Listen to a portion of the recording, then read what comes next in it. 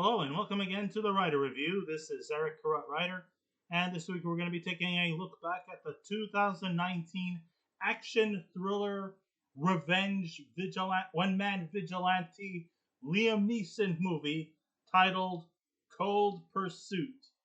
Now, Cold Pursuit runs for 1 hour and 50 minutes long, 59 minutes long. I would say 2 hours, we'll say.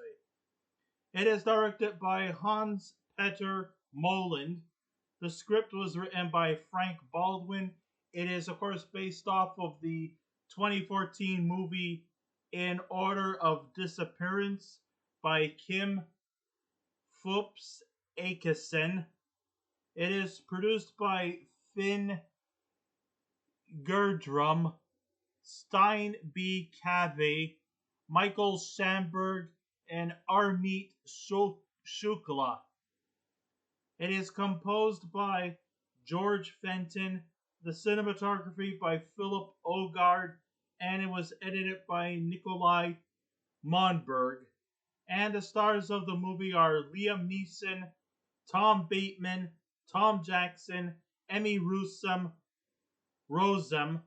Derek Lombardozzi, Julia Jones, John Doman, Laura Dern, Aleks Paunovic,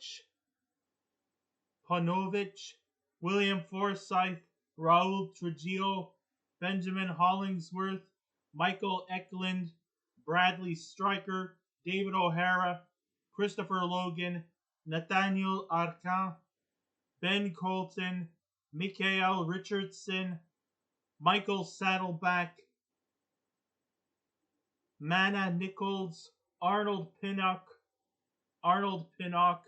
Wesley MacInnes, Elysia Rotaru, Michael Adamthwaite, Elizabeth Ty, Gus Halper, Kyle Nobis, Glenn Gould, Glenn Rage, Michael Bean, Niels Lennerson, and Nicholas Holmes.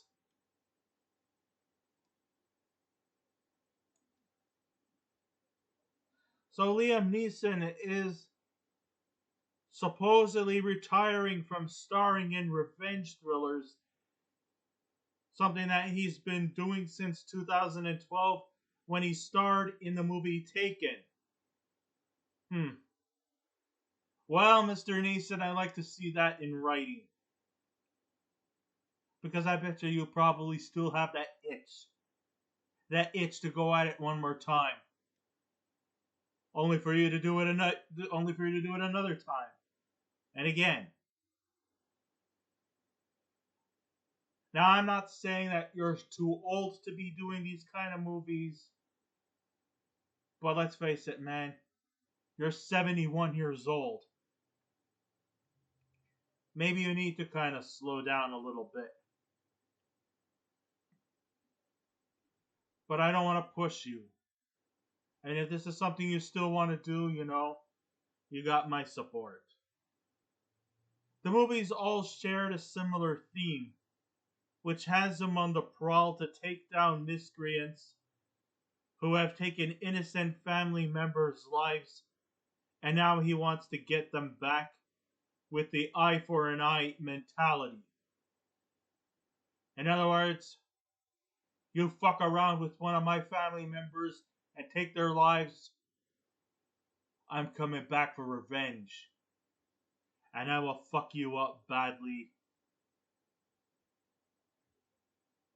You would wish you would never were born to begin with. Though these thrillers are practically hit or miss, they're usually always very entertaining and are quite original in its content. Well, this movie kind of has something a little more differently than compared to these other serious-minded action thrillers. Although this movie was brutal, it had a lot of blood and guts and carnage and a massive kill count. But still, this movie actually has much more lighter comedic intentions going into this movie as compared to movies like Taken or or all those other revengeful movies that he had done. No, this time this one actually has some rather clever wittiness going into this movie. Because it seems like whenever a person dies, their name appears on the screen and also has some kind of religious symbols towards their death. It's like a virtual gravestone, so to speak. In this latest Liam Neeson revenge thriller, Cold Pursuit, he has him situated up north in the snowy town of Kehoe, Colorado, where Liam Neeson plays the role of a decorated snowplow remover who seeks revenge against a gang of thugs who may have been behind the murder of his son. The big twist is that this time Cold Pursuit is actually a remake of the Scandinavian film from 2014. Okay, I'm sorry. It's 2014, not 2012. In Order of Disappearance, which starred Stellan Skarsgård, kind of playing the Liam Neeson role in this.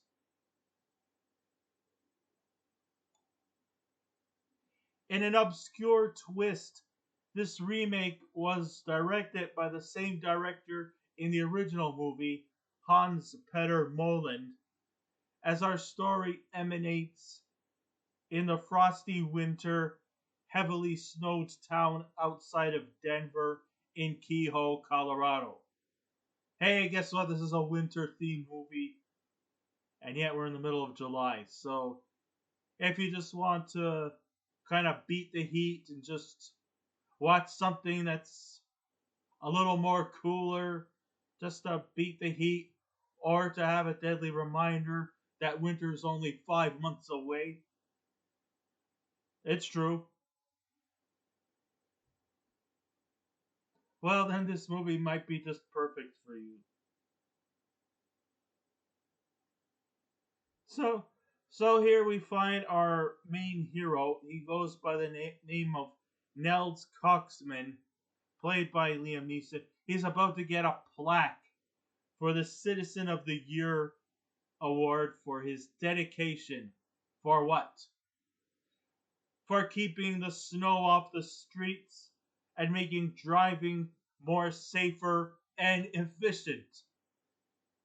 Hey, people got to get to work. Kids got to go to school. Not every day can be a snow day, but thanks to the hard work and dedication of our local snow plowmen, yep, he's doing a great contribution to his city, to his town, and I believe he deserves this accolade. He is wed to Grace, played by Laura Dern, who looked like she wanted to do her scene, collect her pay, and get out of Dodge.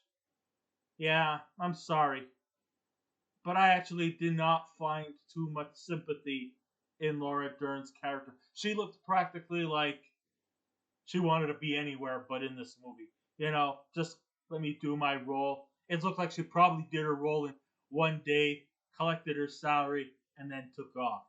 That's the kind of enthusiasm I see in this movie from her.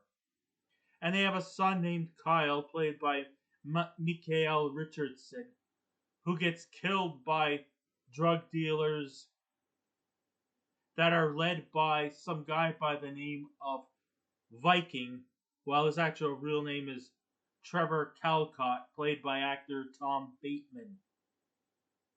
But of course, all these gangsters all have these weird names. So our leader, of course, his name is Viking. In public, Viking is just a ruthless gang leader who doesn't seem to mind even just taking down his own people.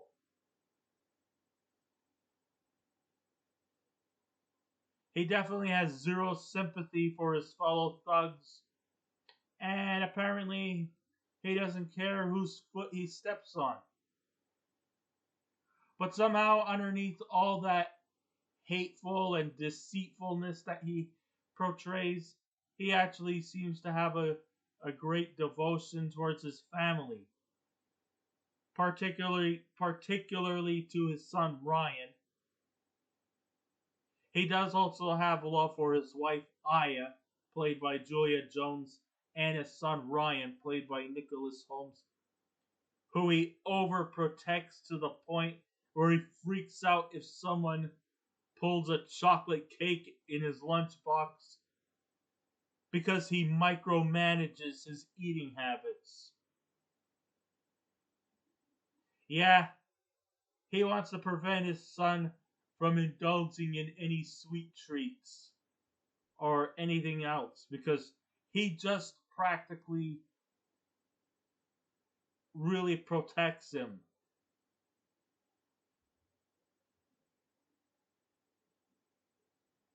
Nels knows very well that Viking and his thugs were the ones who drugged Kyle to his death, which he finds suspicious because Kyle was never really in the drug industry. He is actually a straight edged individual. With the cops fading out on the crime scene, Nels decides to take down the baddies as a one man vigilante with the help of a deadly snowplow and a gun and one by one everyone's going to pay. There is no safe territory. Of course, Viking is not saying that his gang of thugs were the ones who killed Kyle. They also decide to point the blame towards another rival gang, this time of indigenous drug lords. Hey, we have them too.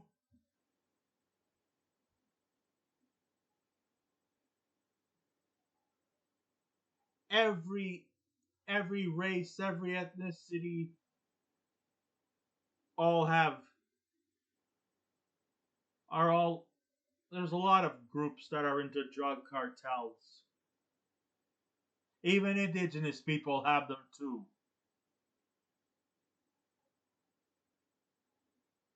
So eventually it turns out to end up becoming an all out warfare between Viking thugs and a group of indigenous thugs as well. But one thing I do know for sure, no matter what happens, very few people will ever come out of this alive. Except for Liam Neeson, because he's practically untouchable. But all I know is, when it comes to these kind of gang wars, very few survive.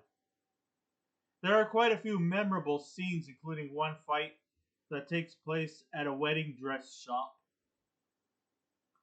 Cold Pursuit truly has more dimension compared to the other revenge thrillers that Liam Neeson has starred in.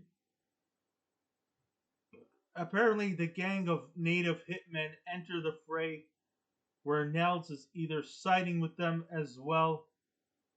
No matter what the outcome is, very few people will come out of this ordeal alive. In typical gangster fashion, Moland has altered the gangsters with provocative but effective nicknames such as Santa, Speedo, Eskimo, Limbo, amongst many others. Yeah, none of these people actually use their real names.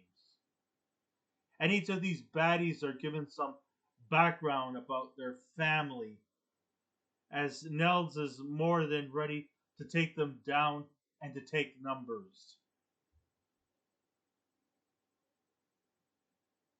Oh, it's not one person that he's out to get revenge for. No. You side with Viking and his gang, You're all fucked. Even if you are well behaved and answered his questions, oh fuck it, you're still dead.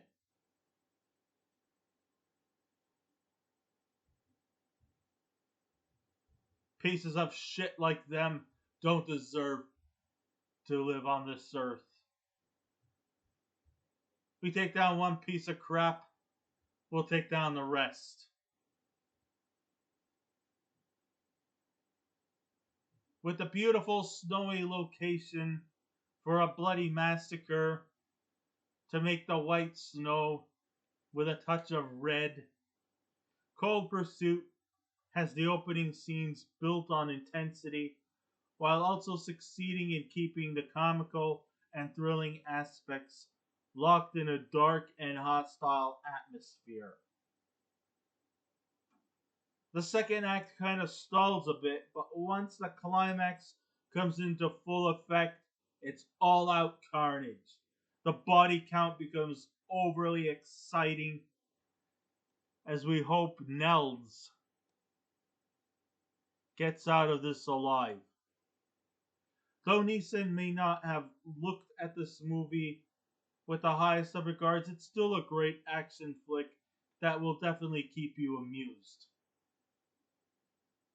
I mean, I really totally enjoyed this movie immensely. It's got a lot of great action, and it's very high and intense. It's definitely got that R-rated thing planted in it to absolute perfection. And really, that's all I gotta say about this movie. I highly recommend it. And if I was to give this movie a scale out of 10, I would give Cold Pursuit from 2019 a 7 out of 10. So I guess this ends my writer review. Thank you all for listening in. If you wish to subscribe to my YouTube channel, please feel free to do so. If you wish to leave a comment, go right ahead. But just remember the 3 simple rules: be kind, be courteous, and please refrain from any rude comments. And I will be back again with another movie review. So until next time, this is Eric Carrot Writer saying, keep watching those movies, and I'll see you around. Goodbye.